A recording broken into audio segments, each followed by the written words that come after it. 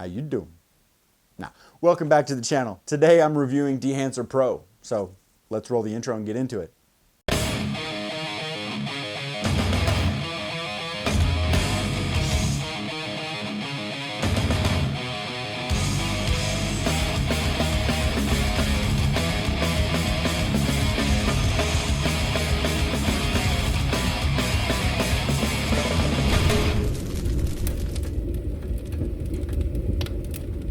So I was contacted by this company called Dehancer and was asked if I'd be interested in reviewing their plugins for Davinci Resolve. Now, this is the first time I was ever contacted by anyone to review anything, so I wanted to make sure that right off the bat, I could give a 100% honest review of the product. The short answer is yeah. I am in no way obligated to say anything nice about Dehancer or build it up to be something that it's not.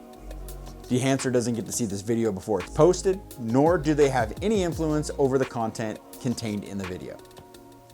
So right off the bat, I felt it would be best to do a little bit of research. And what I learned was that Dehancer is a plugin for Davinci, but more so an emulator. So what does it emulate? Well, it's a good question. So Dehancer is a color grading tool that emulates 63 different types of film. Since everyone these days is getting back into film, going crazy over it, I think this is a pretty cool way to turn your digital footage into having a realistic film look with a click of just a few buttons.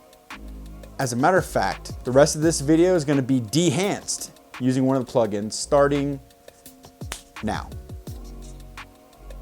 What do you think? Now, I personally love the look of old 1970s and 80s horror flicks, but I also love digital. So just messing with these plugins kind of motivates me to shoot a short film just for the sake of making it look old. You already have the ability to make digital footage look like this in Davinci, but honestly, I think Dehancer does it just a little bit better and a lot faster. Or maybe it just seems faster because I was having so much fun playing around with it. So the Dehancer plugins cover a wide range of film, a whole bunch of different films. Motion picture film like Fuji Eterna Vivid and Kodak Vision 3. Color negative films like Cinestill 50D, 800T, Fuji Color 100, Kodak Supra, Pro Image. I mean, the list just goes on and on. It's actually quite impressive how accurate these plugins are. So here's the million-dollar question. Who is this for? Really, it's for anyone that wants an accurate representation of some of these types of film. I mean, if you're a filmmaker and your film calls for a scene that, looks like it was from the past, this is perfect. If you're looking for super sharp, modern footage, then maybe not so much for you. Really, it just depends on your personal wants and needs.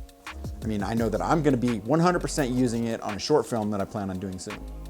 So I don't wanna misrepresent this. So it's not just clicking one button and you're set. It's a bit more than just that. See, they added a slew of analog controls to add to all the different effects. They have things like film grain, which can be adjusted from light to heavy. And what's cool is the grain looks like the grain from whatever specific film that you're actually emulating. They added bloom and halation to also complete the look of some of these films. You do have your basics with plugins like, contrast, exposure, temperature, but there's also things like film damage, film breath, gate weave, false color, and some other things. So would I recommend Dehancer? Well, yeah, of course, but here's why. As a photographer and a filmmaker, I've learned the more tools that you have, the better.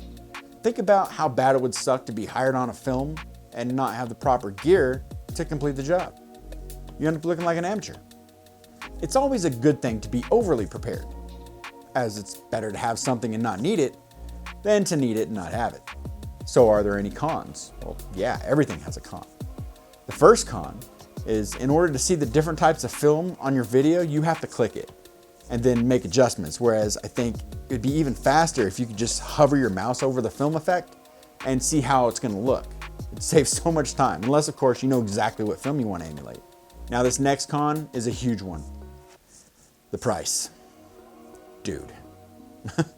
So as a struggling photographer, I have to really budget to get that lens that I want or to pay for the next year of Lightroom.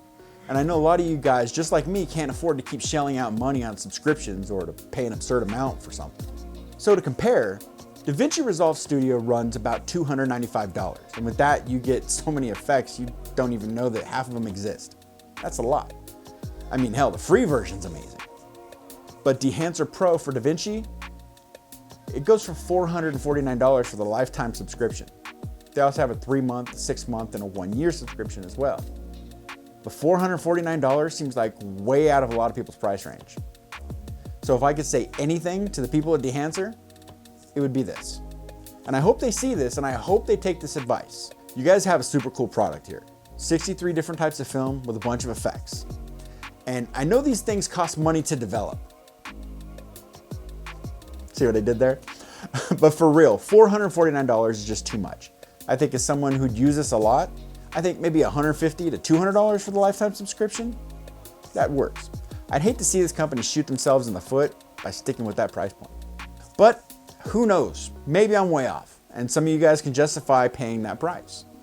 I mean, I really do like the product, and I'm gonna use the hell out of it. But I'm just being honest, which is what they wanted. For me, the price is a bit too high. You know, I like it so much that I actually joined their affiliate program. And I would never do that if I didn't believe in something. But you guys be the judge. Go over to Dehancer.com and see for yourself. If you want to pick up the plugins, go ahead and use the promo code JeffPhoto and get 10% off the purchase. At least I can help with that, right? So I'll leave you with that. So until the next one, get out and shoot. What are you waiting for? No, go.